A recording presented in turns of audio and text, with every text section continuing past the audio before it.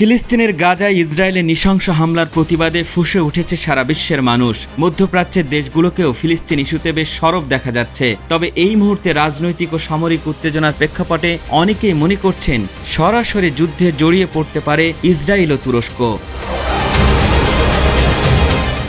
ধর্মীয়, রাজনৈতিক ও সামরিকভাবে আলাদা অবস্থানে থাকা তুরস্ক ও ইসরায়েল দীর্ঘদিন ধরে বিভিন্ন ইস্যুতে মুখোমুখি অবস্থান নিচ্ছে।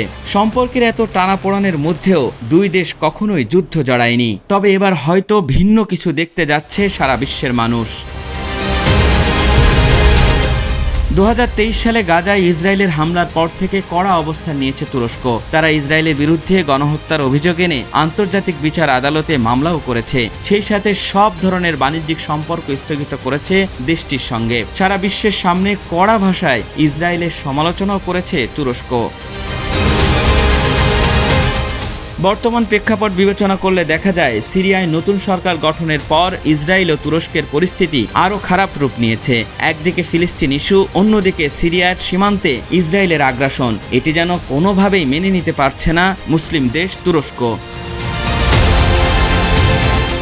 এদিকে সিরিয়ার সীমান্ত ইস্যু নিয়ে মোটেও সন্তুষ্ট নয় ইসরায়েল। দুই দেশের মধ্যে এমন চরম উত্তেজনা কি তাহলে যুদ্ধের রূপ নিবে, নাকি কূটনৈতিক সমঝোতার দিকেই অগ্রসর হবে তুরস্ক ও ইসরায়েল?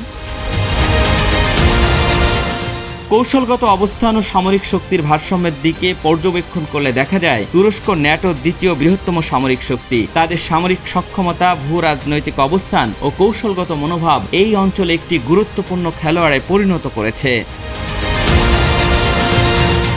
তবে ইসরায়েল যুক্তরাষ্ট্রের ঘনিষ্ঠ মিত্র হিসাবে প্রযুক্তিগত দিক থেকে অত্যন্ত শক্তিশালী ও প্রভাবশালী। তাদের আকাশ প্রতিরক্ষা ব্যবস্থা, গোয়েন্দা সক্ষমতা ও আক্রমণের কৌশল ইসরায়েলকে ভয়ঙ্কর অবস্থায় নিয়ে গেছে। তুরস্কের পররাষ্ট্রমন্ত্রী হাকান ফিদানও এক সাক্ষাৎকারে স্পষ্টভাবে বলেছেন, তারা সিরিয়ায় কোনো সংঘর্ষ চান না, বরং তারা একটি স্থিতিশীল সিরিয়া দেখতে চান, যেখানে কেউ কারোর জন্য হুমকি হয়ে উঠবে না। একই সঙ্গে তিনি ইসরায়েলকে সতর্ক করেছেন সিরিয়ায় বারবার হামলা চালানো বন্ধ করতে। রয়টার্সের এক প্রতিবেদনে বলা হয়েছে, আজারবাইজানে গোপনে আলোচনায় বসেছে ইসরায়েল ও তুরস্কের প্রতিনিধিরা। তাদের লক্ষ্য সিরিয়ার মাটিতে কোনো ভুল বোঝাবুঝির বা সংঘর্ষ যেন না ঘটে। সে ব্যাপারে প্রথম থেকেই নিজেদের মধ্যে একটা দর কষাকষি চলছে এই দুই রাষ্ট্রের।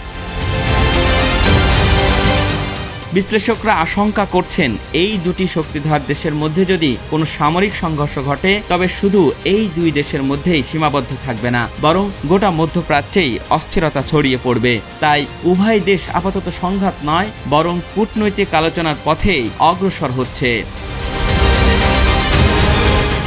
তুরস্ক ও ইসরায়েল ইস্যুতে মার্কিন প্রেসিডেন্ট ডোনাল্ড ট্রাম্প বলেছেন, ইসরায়েলের সঙ্গে তুরস্কের যদি কোনো সমস্যা হয় তাহলে তিনি তার সমাধানে মধ্যস্থতা করতে প্রস্তুত আছেন। ট্রাম্পের এমন বক্তব্যে স্পষ্ট বোঝা যায় যে ইসরায়েল ও তুরস্ক মিত্র দেশ হওয়ায় যুক্তরাষ্ট্র এই মুহূর্তে দুই দেশের মধ্যে কোনো সামরিক সংঘর্ষ চায় না।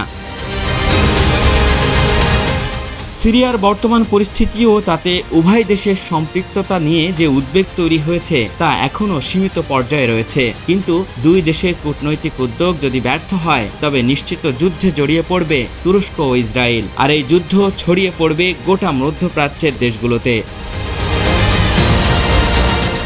আল ইমরান, সময়ের আলো।